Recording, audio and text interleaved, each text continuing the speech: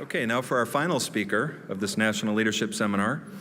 Sidney Powell has practiced law for many years, primarily in the 5th U.S. Circuit Court of Appeals.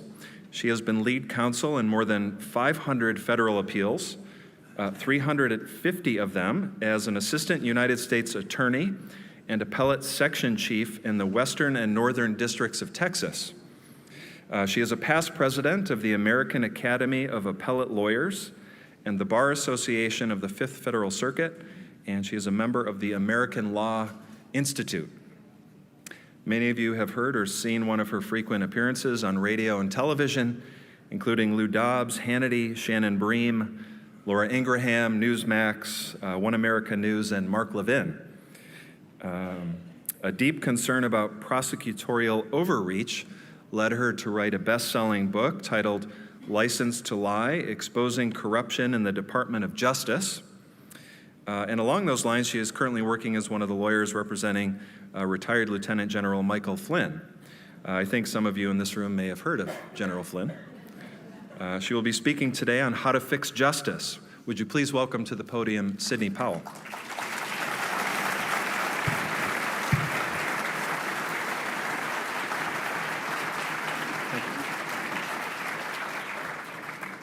Thank you all so much. I really am honored to be here and speak to this auspicious group. I've met a lot of fascinating and caring people.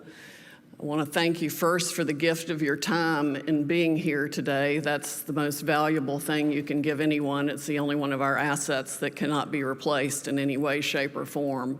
So I'm especially grateful that you care enough about all these issues and Hillsdale College to be a part of this. I think it's extraordinary.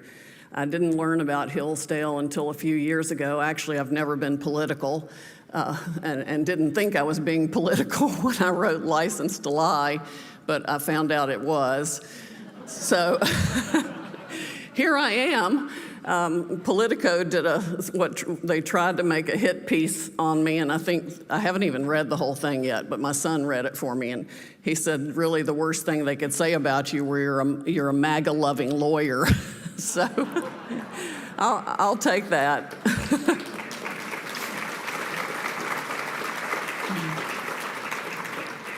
How many of you have read Licensed to Lie, Exposing Corruption in the Department of Justice? Okay, not all that many. Well, I learned from our excellent prior speaker, Mr. Searcy, that I did a few things right. I wrote it reads like a John Grisham novel. So it's a relatively easy, fast read in that way. People have called it a page turner. I literally prayed I would not have to write License to Lie. And I prayed I would not have to write it because for me to have to sit down and write it meant that the system of justice that I believed in and had practiced in for, I guess, about 25 years by that time was broken.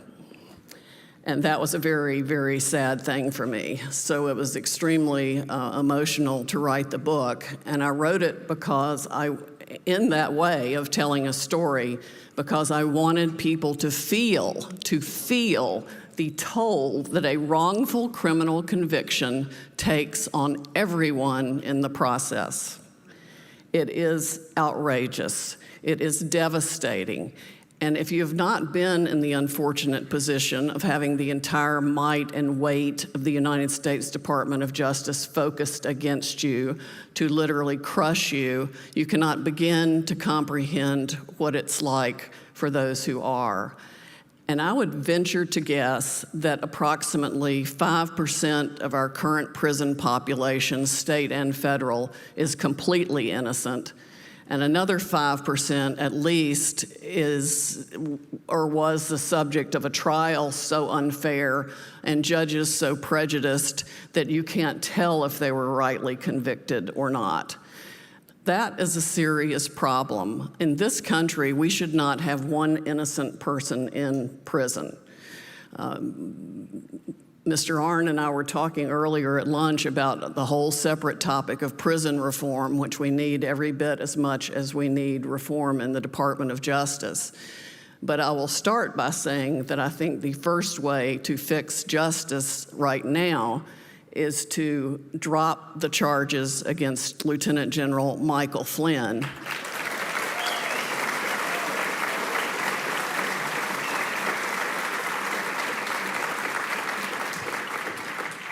And we are in the process of trying to convince the Department of Justice to do that right now. The especially good news is that Attorney General Barr has assigned Mr. Jensen, the United States Attorney in Missouri, to take a look at the case. I'm not sure exactly what his role is. I understand he will not be appearing on the pleadings, and I wouldn't expect him to. But hopefully he's going to take a fresh and independent look at all the motions that we have filed since I came in the case, because we have outlined an atrocious series of injustices that should offend everyone in the country. They literally made up the charges against General Flynn, and the case against him exemplifies everything that is wrong now with our criminal justice system. We have prosecutors in the Department of Justice and across the United States Attorney's offices that have determined they can weaponize our system of justice to prosecute people for political reasons. They are expert at making up crimes, and they have become more expert, along with FBI agents, with making up facts to go with those crimes. That's exactly what we've seen in the case against General Flynn. There really is no case. He was honest with the agents. We learned with material the government did give us that the agents said they thought his demeanor was sure. He was being perfectly forthright with them, although he didn't remember some things. And they left that interview with him on January 24th in the White House, by which they ambushed him, by the way. You know, Mr. McCabe told him, oh, you don't need counsel. There's no reason for that, really, and led him to believe that it was an entirely different scenario. After I got in the case, we found out that they had even schemed and planned to interview him in such a way that he would not realize he was even being investigated. Because he was National Security Advisor, they didn't want to ruffle any feathers and leave with any sort of animosity coming from him that he was being investigated. So they planned. They had a series of meetings at the highest levels of the FBI to decide how and when to interview him in such a way that he would not even realize he was the subject of the interview, much less being advised of his rights, which of course they didn't do because they didn't want to tip him off in the slightest way that they were investigating him. And since he's worked with FBI agents for any number of years in his career, he saw them as allies. And they even remarked about that after they left the interview, about how successful they were in keeping him relaxed and unguarded and thinking of them as friends. For the government to then bring a criminal prosecution against someone for alleged false statements in that kind of scenario is simply beyond the pale. I don't know of any other false statements prosecution in the history of our country that rests on unwarned, uninformed about even being the subject of an investigation, statements made to people you perceived as allies. That is the biggest setup of someone I have ever seen. And only in the last month, a little over a month now, did we learn that one of the two agents who interviewed General Flynn had been slipped surreptitiously into a sample presidential briefing of candidate Trump as the nominee on August 17, 2016, precisely for the purpose of assessing General Flynn's demeanor, taking notes and reporting back anything he might have said that would be relevant to the Crossfire Hurricane investigation, as they called it, of the purported Russia collusion, which we all know was a hoax. They sent him there to do that precise thing, and they hid that from General Flynn and his defense team the entire time even though Judge Emmett Sullivan, who has the case, had issued what's called a Brady order, ordering the government to produce any evidence that might be favorable or material to the defense. Well, the fact that that agent had done that assessment of General Flynn and been in on that interview not only shows what we call egregious government misconduct, because it violated completely the trust that is supposed to exist between the nominee or the president and the people who do a presidential daily briefing like that, but it also showed that that agent's assessment of General Flynn then on the 24th, when he came out of that meeting with General Flynn, the ambush interview, as I call it, his assessment and the validity of his belief that General Flynn was being honest and truthful with the agents just became exponentially greater and more valid. So there were two serious issues that arise from our notification that that agent was in, was in that meeting on August 17. Another thing it tells us is, and I think you'll find this particularly interesting, this just a brief timeline of what went on there. It was August 15, 2016, that we have the Page Strzok text messages, the two illicit FBI lovers that were having affairs, even though one was a counterintelligence agent and one was special counsel to Deputy Director McCabe.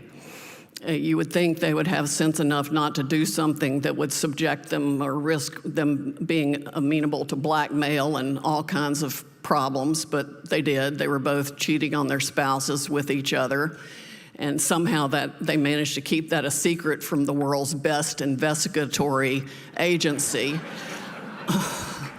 Kind of calls it all into question, doesn't it? How good is the upper echelon of the FBI, or any of it for that matter, if the two top people on the Mueller squad and in the FBI can carry on like that and nobody notices?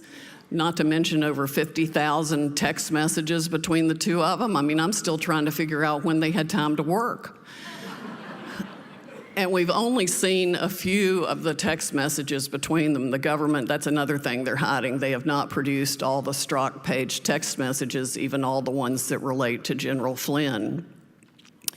But they were doing this, and on August 15 is when they text each other about the infamous insurance policy. We just discussed this in McCabe's office. It's like an insurance policy in the event that Trump is elected. August 16 is when they open the investigation against General Flynn. And August 17, the very next day, is when this agent, whose name I can't reveal, although the entire public, I think, knows who he is, but I've seen it under a protective order, so I can't tell you his name. But he goes into that presidential daily briefing to assess General Flynn, specifically in the event they need to interview him later as a subject. So it's just one act of extraordinary government misconduct after the other. The FBI actually cleared him completely of any offense, and there's a memo to that effect held within the Department of Justice dated January 30, 2017. That's while he was still in the White House. It exonerates him of being an agent of Russia. The agents reported back immediately on January 24th, doing 3 separate briefings of an hour each to all the upper echelon of DOJ and the FBI that they thought he was being honest. He showed no signs of lying. They believed him. And so they write that memo, and it's in the DOJ file. I still haven't been able to get Judge Emmett Sullivan to produce that to the defense. The government refuses to give it to us. They say, oh, it really doesn't matter because that doesn't have anything to do with the false statements he made on January 24th, 6 days earlier. Well, it has everything to do with it, and most people can see that. But Judge Sullivan, despite the fact he's actually the judicial hero of my book, License to Lie, because he presided over the prosecution of former Alaska Senator Ted Stevens, the longest-serving Republican in the United States Senate. And if you remember, the prosecution of Senator Stevens had to be thrown out because the government had hidden evidence that showed Senator Stevens was innocent, and they had hidden evidence that undermined the testimony of the government's few witnesses against him and completely contradicted the government's case. It's happening all over again now. When I wrote License to Lie, I did it to try to scream and wake up the general public to see how weaponized and politicized the Department of Justice had become. And it didn't just begin with Obama. It's been going on for at least 20 years, as best I can tell. It starts in the book with the Enron task force, which was created by President Bush and untethered from the Department of Justice, a group of hand-picked prosecutors by Michael Chertoff and Larry Thompson and Bob Mueller. Sadly, they picked them because they were terrorists of prosecutors. That's not what a federal prosecutor is supposed to be. There is a Supreme Court decision called Berger versus United States that describes the role of a U.S. attorney or assistant U.S. attorney as being a representative of the sovereign whose job is to seek justice, not convictions.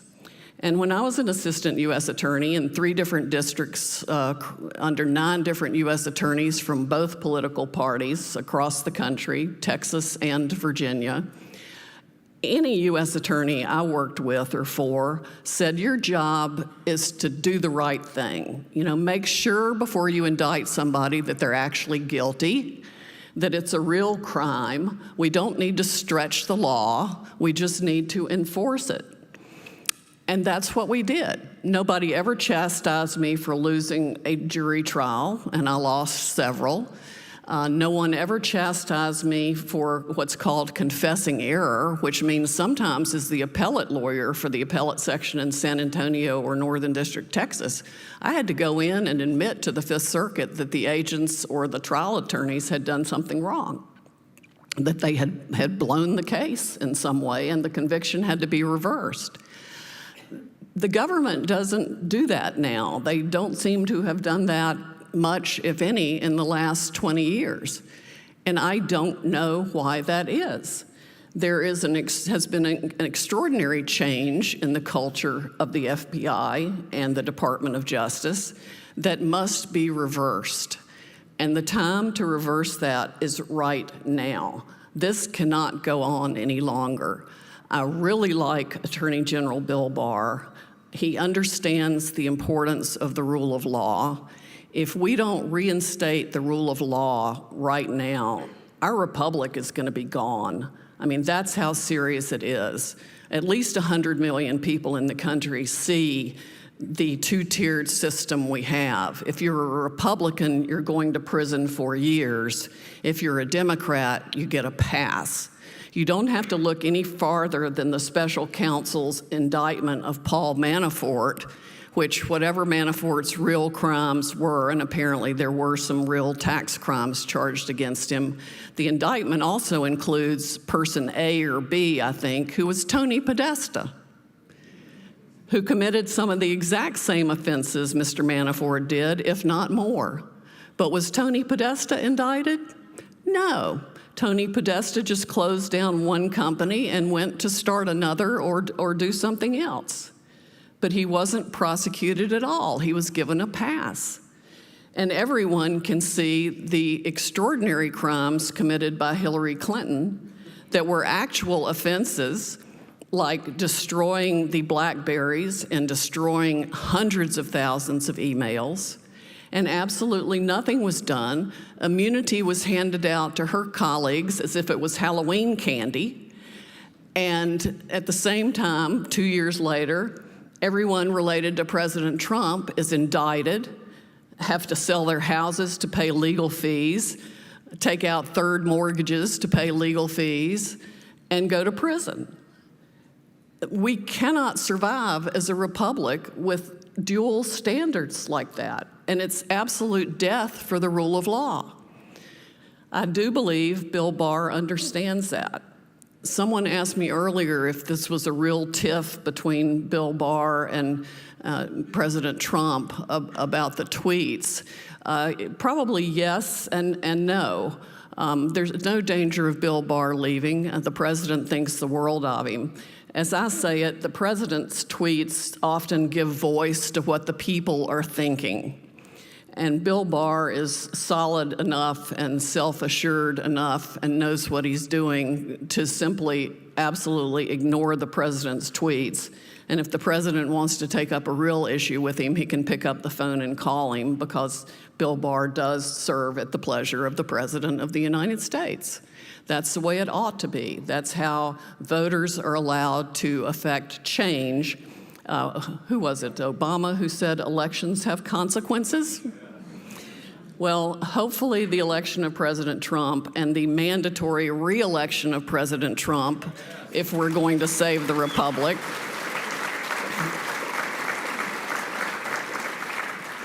will result in even more favorable changes, whether anyone else likes it or not, because the time is now. We simply cannot wait any longer.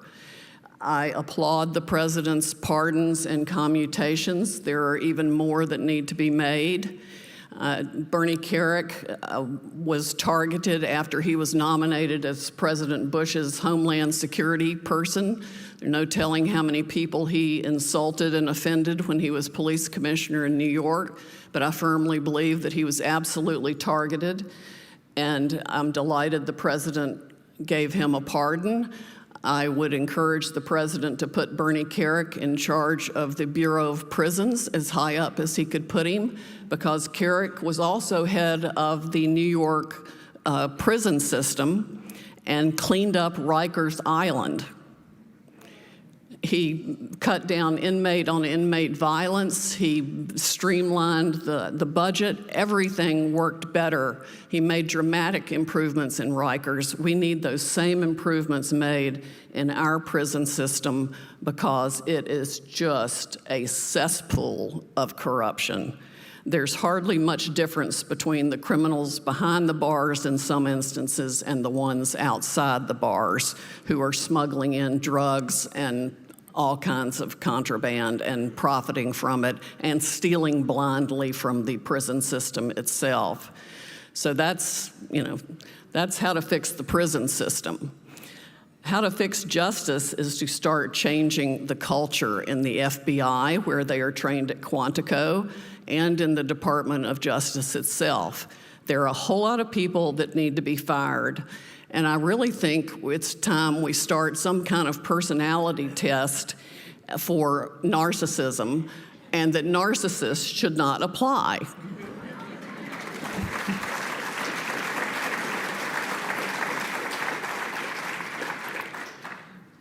No matter how bad a criminal defendant is and how much they need to go to prison, and there are plenty that fall in that category, standing there as a prosecutor at a sentencing still always gave me a knot in the pit of my stomach, because I hate to think about somebody having to go to prison, no matter who they are. And obviously we have to have them, people who are dangerous, and I prosecuted many of those, people who had killed people, massive drug rings. In Western Texas, we had everything. We had a federal judge assassinated shortly after I got there.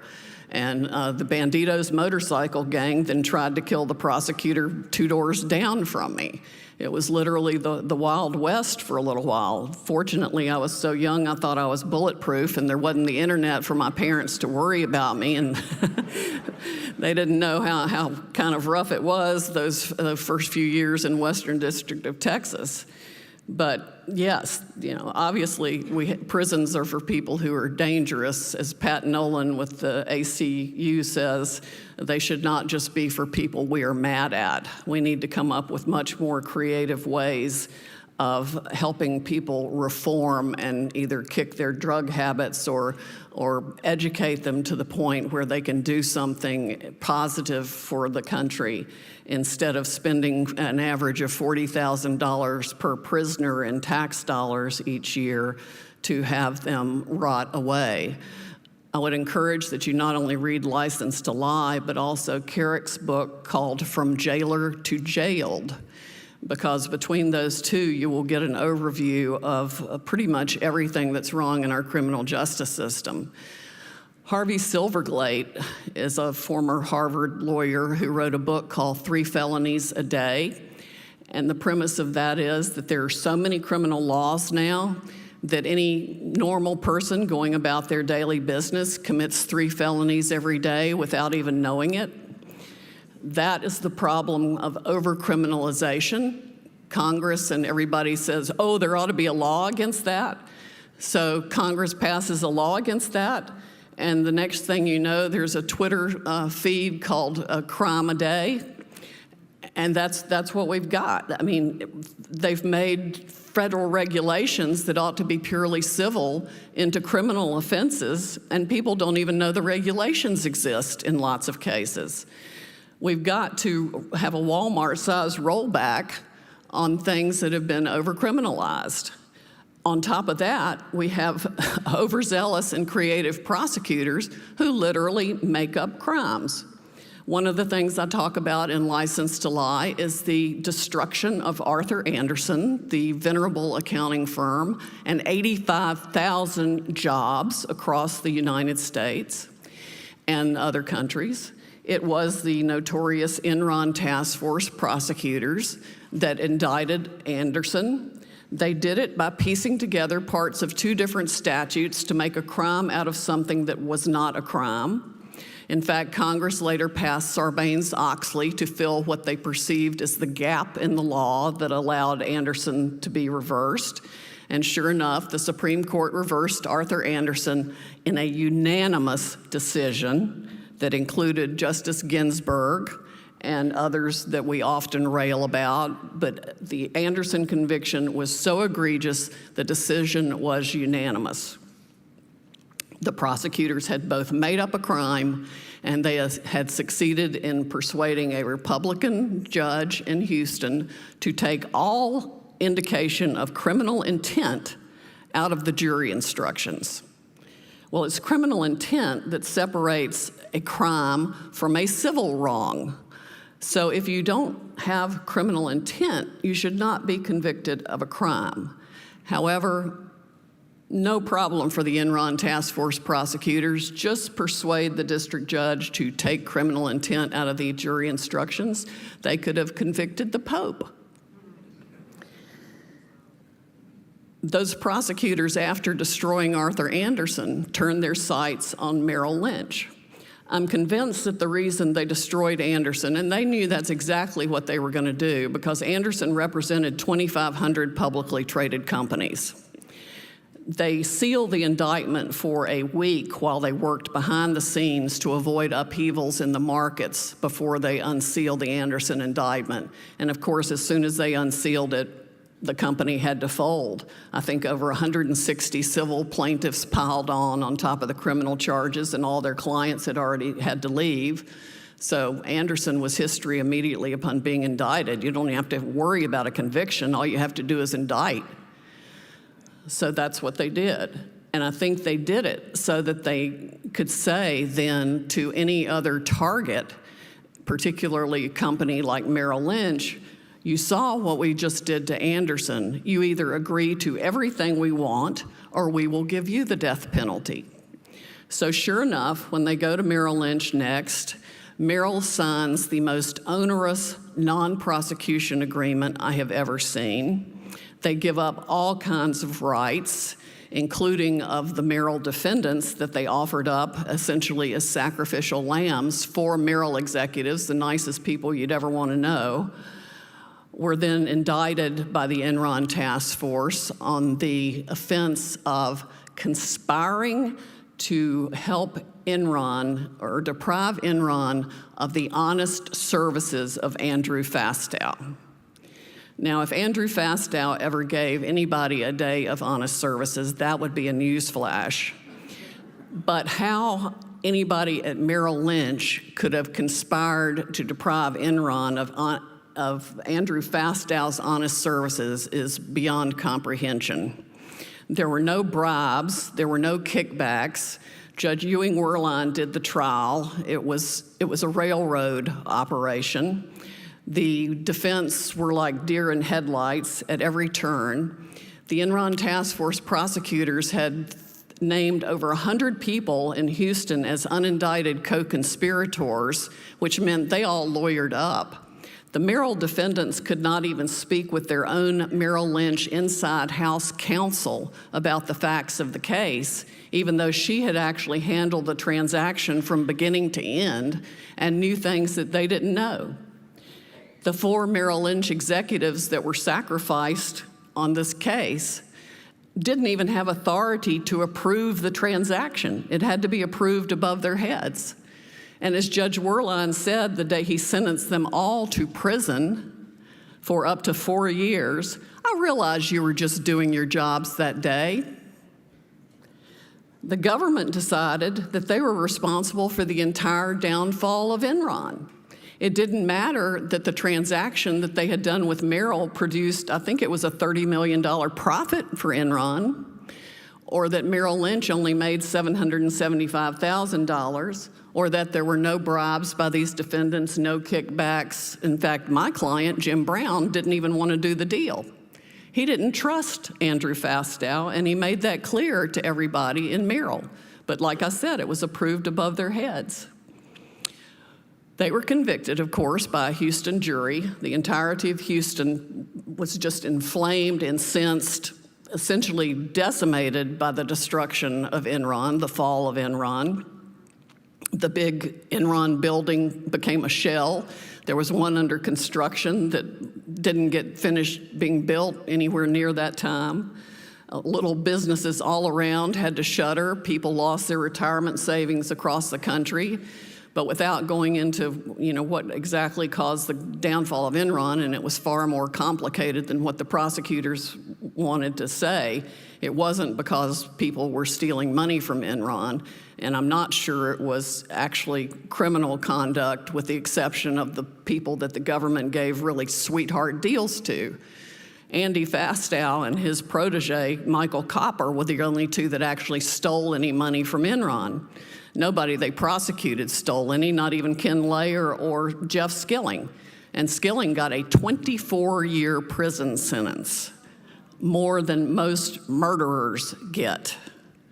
I think he wound up serving 14 years. And the only way he got his sentence reduced from 24 years to 14 years was by dropping his motion for a new trial, which included government misconduct claims against then White House counsel Catherine Rumler, who started her big trail to success by being an Enron task force prosecutor.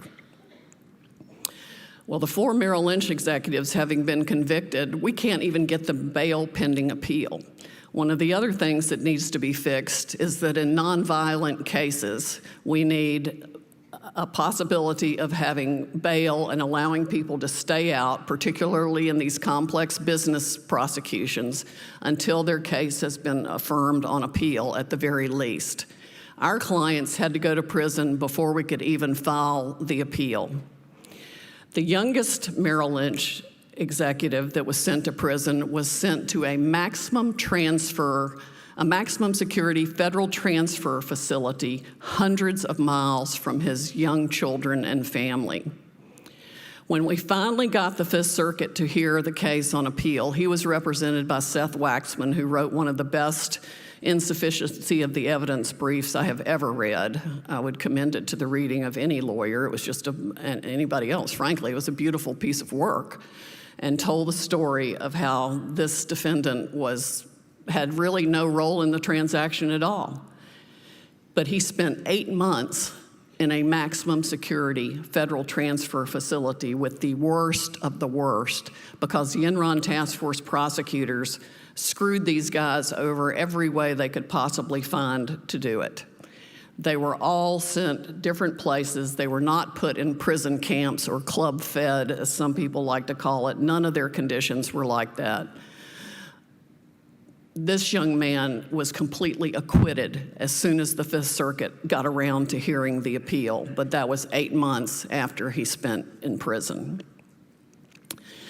Jim Brown, my client, served the longest time. He served a year because he'd also been convicted of perjury and obstruction of justice. Listen carefully to this. Perjury and obstruction of justice, 2 separate counts for expressing his personal understanding of a telephone call he did not even participate in after Andrew Weissman, the prosecutor who was leading the Enron task force, told him to share that understanding whether it was accurate or not.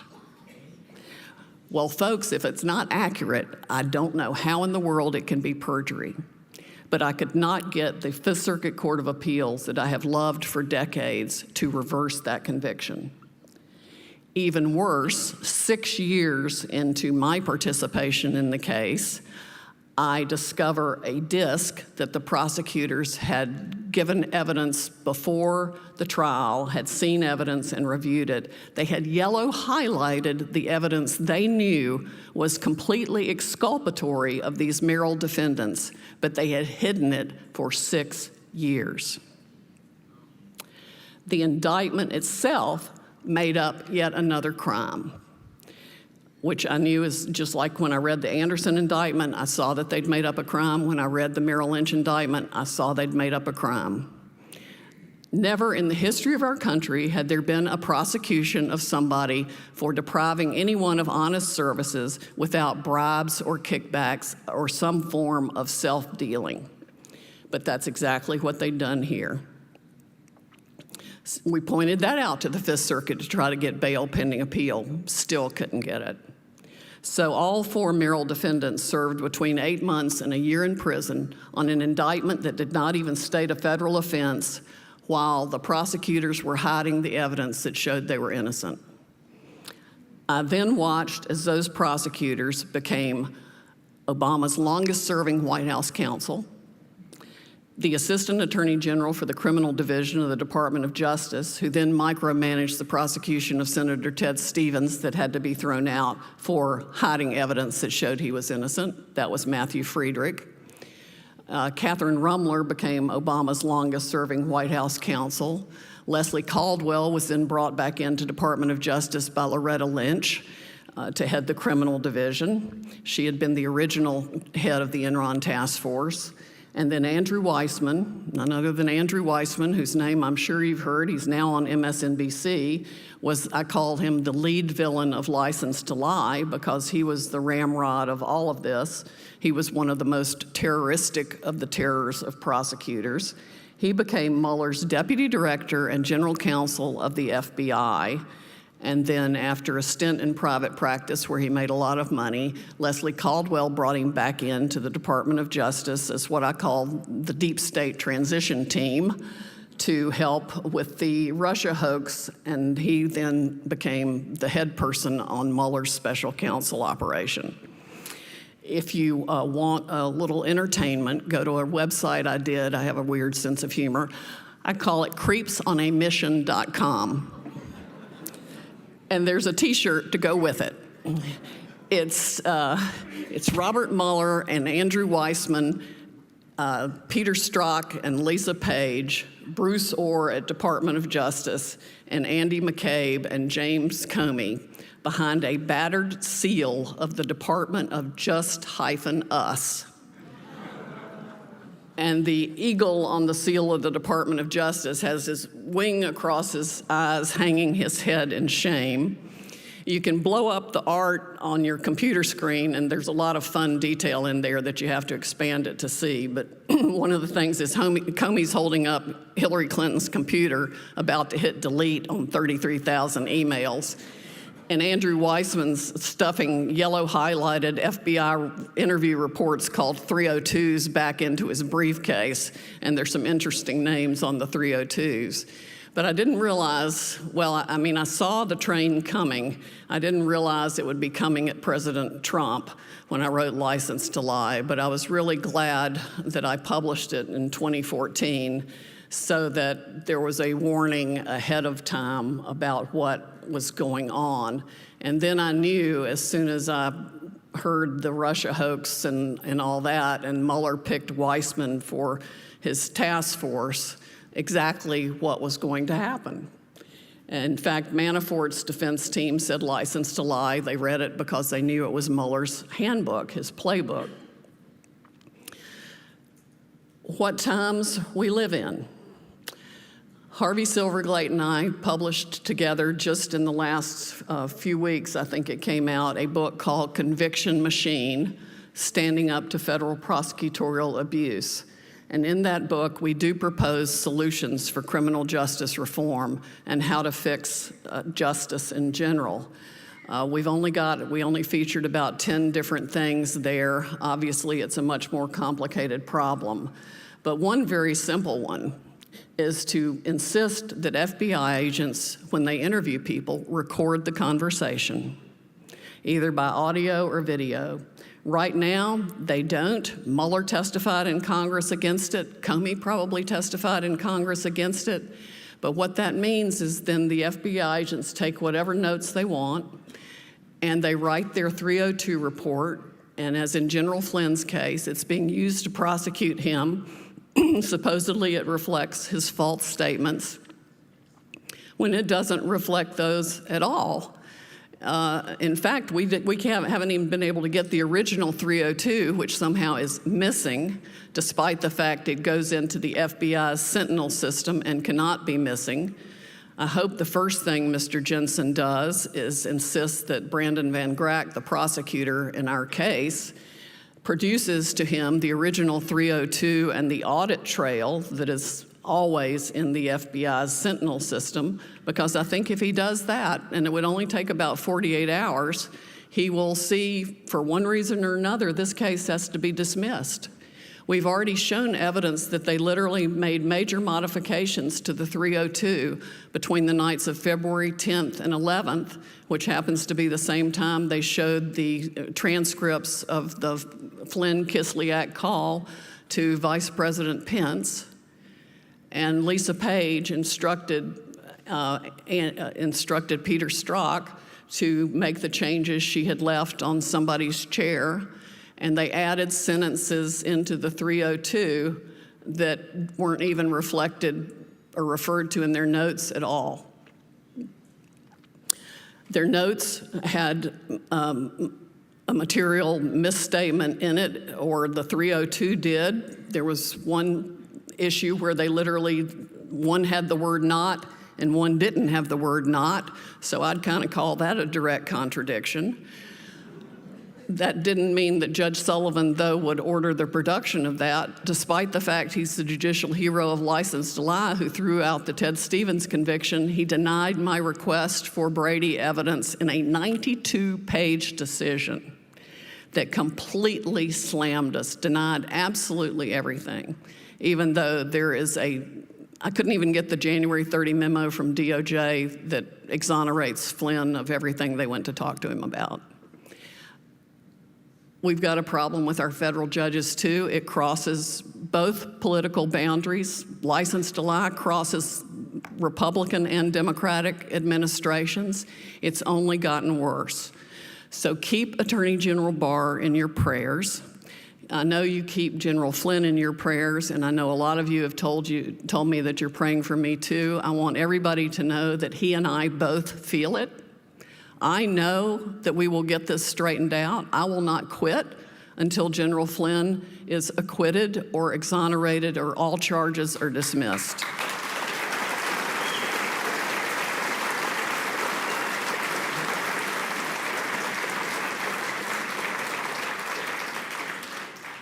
Thank you very much. We are operating from a defense fund. It's the MikeFlynnDefenseFund.org.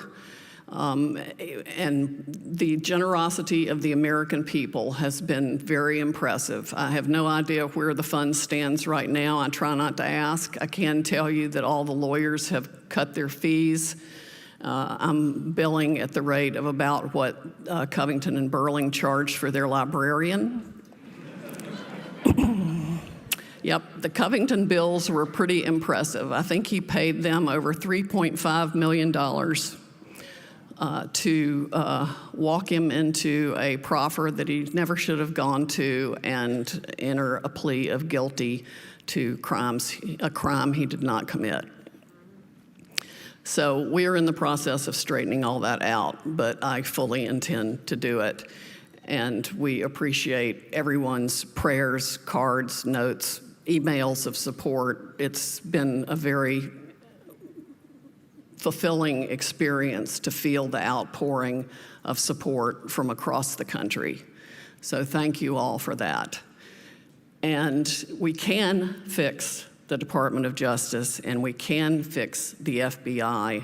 It does have to start with a change in culture. A lot more people need to be fired, and a lot more power needs to be given to the inspector generals for each of the agencies.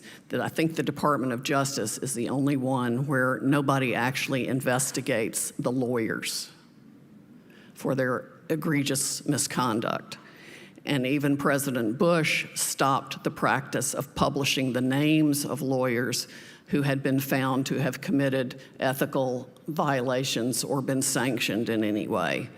I think that public exposure needs to come back for acts of misconduct. And I would also encourage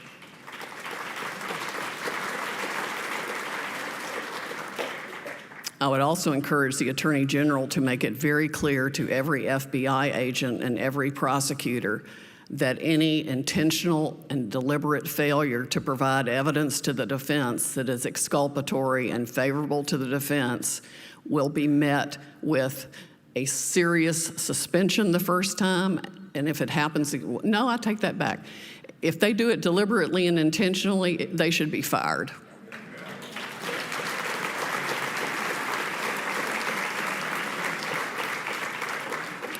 Accidental will take a short suspension without pay, but intentional, they must be fired because it amounts to obstruction of justice were it done by anybody else.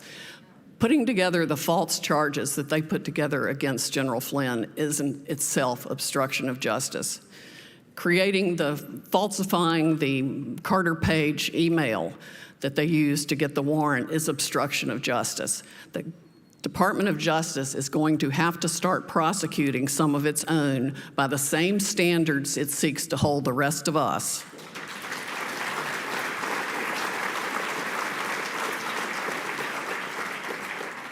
And I'm hopeful that we're going to see developments along those lines very shortly. It just can't take much longer because the public, we can't take much longer. Everybody is ready to see things happen right now. And with that, I'll open it to questions.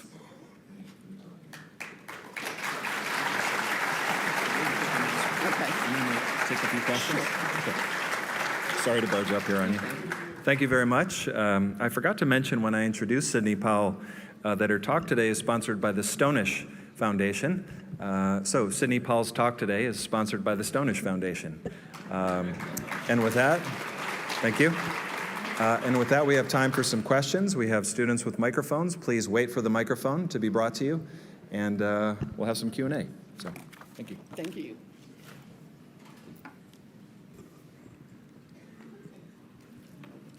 Thank you for your presentation. I'm remembering during Justice Kavanaugh's hearings, Senator Blumenthal from Connecticut introduced the Latin phrase that refers to a witness who is untruthful on one matter may be taken as untruthful on other matters. Is there a similar phrase for prosecutors who exhibit misconduct in one matter and what we should expect in other matters?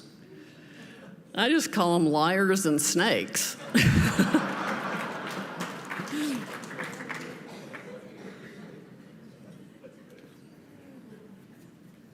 I see a hand back there. Question on the speaker's right. Okay.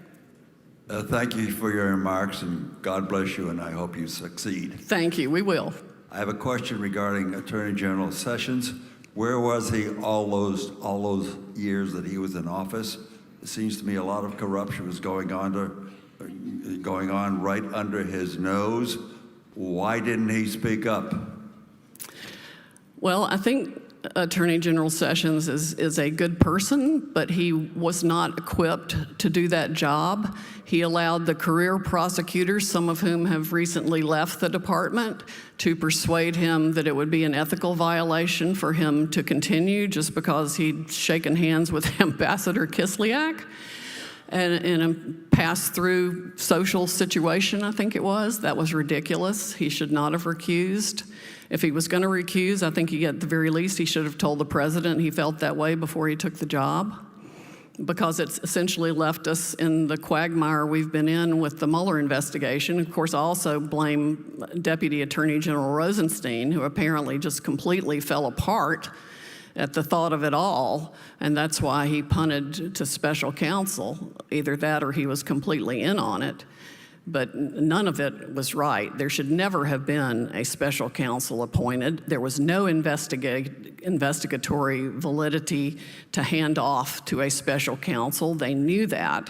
And the reason we have the prosecution of General Flynn, I'm convinced, is to maintain the obstruction hoax to allow it to go forward for 2 years.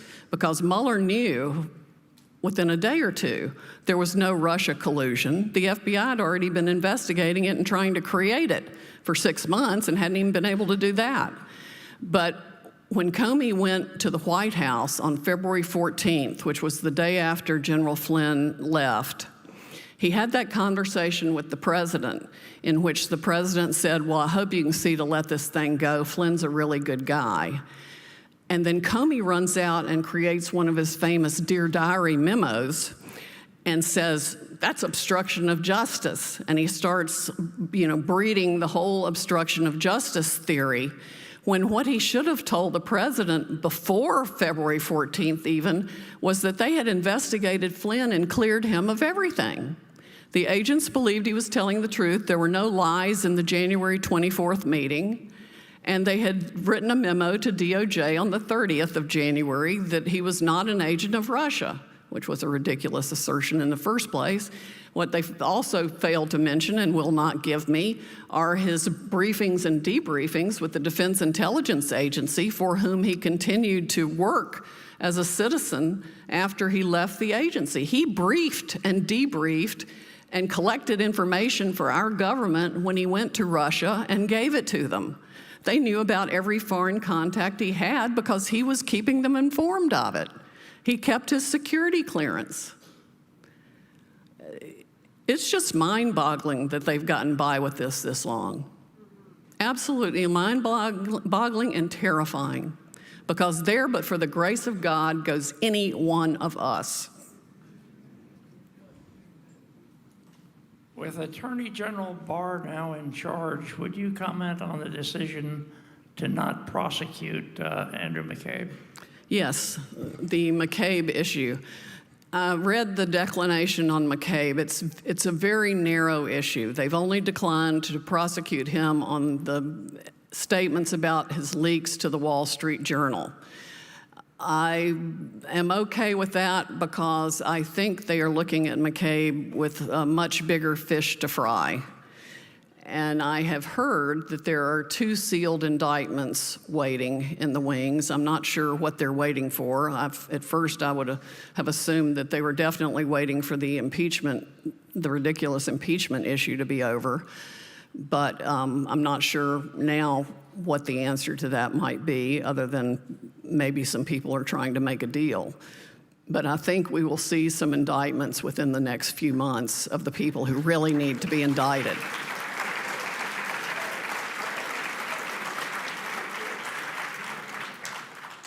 We have a question on the speaker's right. I have a 2-part question, Sidney. The first one is, where's John Durham's report, number 1? And number 2 is there such a thing in the law as res ipso facto? And the reason I mentioned that when Hillary took her server to her private residence, that's res ipso facto, if I remember the old expression. Is there such a thing anymore? Yes, it's actually res ipsa loquitur.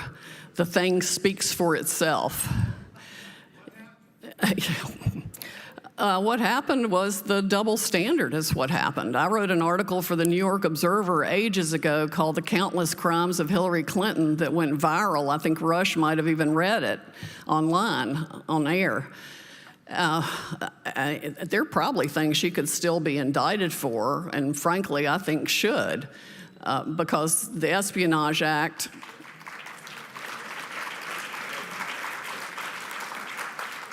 very clear violations of the Espionage Act and really no issue about intent despite President Obama proclaiming otherwise. And of course, you realize the reason that Hillary had to be protected was because he was writing her on that secret server using an alias, which shows that he damn well knew and had approved in advance her use of the secret unsecured server. On top of that, there's the Anthony Weiner laptop, which I don't know if you heard this. I wrote an article about that too. 675,000 Clinton emails when they got Anthony Weiner's laptop in a search warrant because of all his sex perversion issues. It was all the Clinton emails, the Clinton Foundation, her Secretary of State emails, Huma Abedin's emails. Lots of people emailed Huma as a proxy for Hillary, and it included what Comey called the sorry, I must wave my hands more than most people. The golden emails, because they were the BlackBerry backup emails that they were supposedly just looking for everywhere very diligently. Well, guess what they did when they found them on the Weiner laptop? They got a search warrant for things that didn't include the BlackBerry backup emails. So when they told us, when he stood there and said that day, oh, you know, we've reviewed all the emails now, there's nothing there, that was a bald-faced lie. They specifically did not look at the BlackBerry backups, and they didn't look at a fraction of the emails on Anthony Weiner's laptop. So one of the things, if I were the president, I'd do is demand the Anthony Weiner laptop and get it to the most trusted person in the military to take apart everything on it and then start using it. There's a lot that can be prosecuted, I have no doubt, on that laptop. In fact, I heard that the New York police officers who saw some of it, even though they're hardened investigators, literally had to go throw up. It's bad. Question to the speaker's left. Sidney, I think I speak for everybody in this room in saying thank you for your courage. Thank you for being a great, great, great American and your perseverance in doing what you do and being who you are. With that being said, from the previous speaker, I think we need to get Nick back in here because there's plenty of movie material right here. We could make movies for a long time about this. I also want to thank you for a conversation I had with Matt Whitaker about 5 months ago. And the deep state word came up, or the hyphenated word. And he said, you know, I just can't tell you a lot of things, but I can tell you one thing. Every day you should thank God that Donald J. Trump is your president. And I want to say this to everybody in this room. Go out of here and convince somebody who wasn't going to vote for him to vote for him. Our country is at stake. This is not a game. No. And last but not least, my question for you is, can you help us understand how this happens that these people are so obviously criminal, and it just gets blown over, it just gets passed over. They never get prosecuted. And do they think we're that stupid out here? Thank you again. They've had so much power and gotten by with it for so long, and they're so narcissistic. Their hubris is just beyond bounds. They can't even fathom. I mean, Comey, I don't know what to say about Comey. I mean, really, I mean, the man is so full of himself and unfounded self-righteousness and hubris, he thinks he's untouchable and has done nothing wrong when he almost destroyed the entire FBI single-handedly. Its reputation, it will take years to recover. It's got to be rebuilt from the ground up because it's really 20 years at least of that attitude. Mueller had it and Comey had it, and that covers 16 years or more. So it's got to be rebuilt from the ground up and people trained to restore fidelity, bravery, and integrity. The key word there being integrity. Because if our law enforcement agents and agencies are not completely honest, we are lost.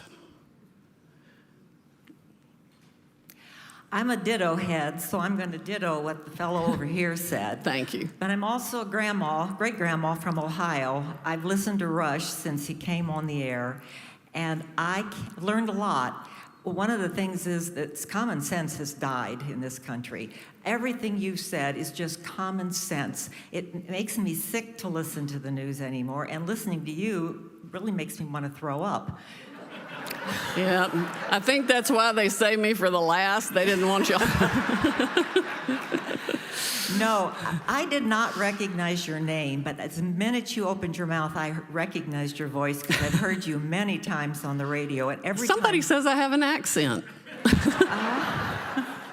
Whatever it is, every time I hear your voice, I think, oh, this is going to be good. I think you have such good comments on the radio, and your speech today was one of the most powerful I've ever heard. So I have no question except advice.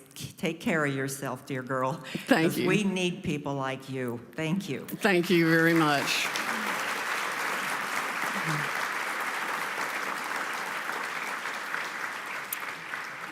Would you comment on Roger Stone's fiasco? I have not read the transcript in the Roger Stone case. So I really can't comment on the validity of the case. I can tell you that they rushed to indict him. I can certainly tell you that the way they arrested him is an egregious abuse of power. Absolutely appalling. The same thing they did to Paul Manafort. They literally, went into his house in the dark of night with his family and wife sleeping in the bed. They searched his wife at gunpoint in their bed in her nightgown. I mean, can you men even imagine that happening in your homes and having to lay there powerless and watch as FBI agents search your wife in her nightgown in the bed? It was egregious, and they should be punished just for that. I mean, the director of the FBI can certainly set a policy, and he is responsible for that because those FBI agents were still under his authority. He's on TV complaining about how they don't have money because, if you'll recall, it happened during the government shutdown. But that didn't stop them from sending 16 vehicles, a boat, frogmen, and a helicopter to go get Roger Stone, who would have walked in the next morning with his sunglasses and hat on and surrendered.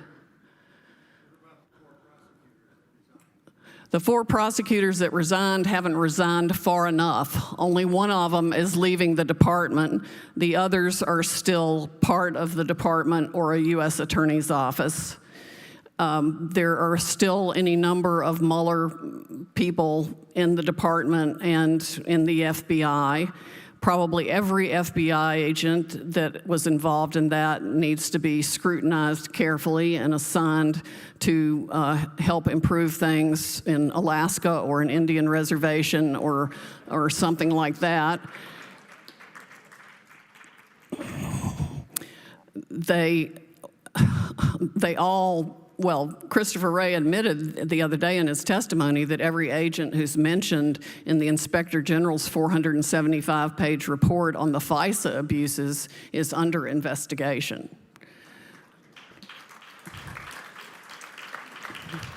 We have time for one more question. Will those chuckleheads see jail time? And how much? Yeah, I think some will see jail time. I think the ones at the top will see jail time.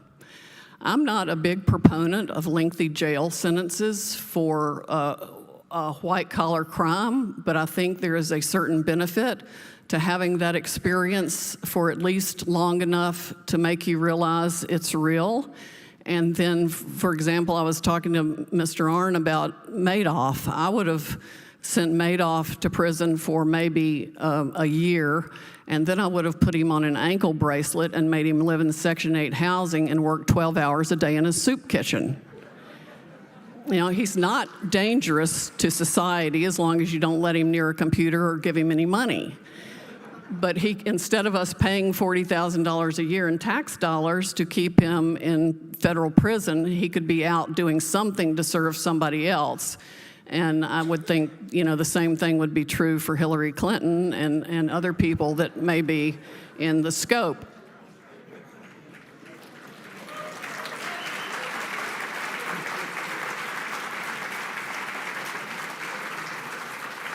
Thank you all so much for everything. The hospitality's been wonderful. It's been my honor to be here, and thank you for your prayers.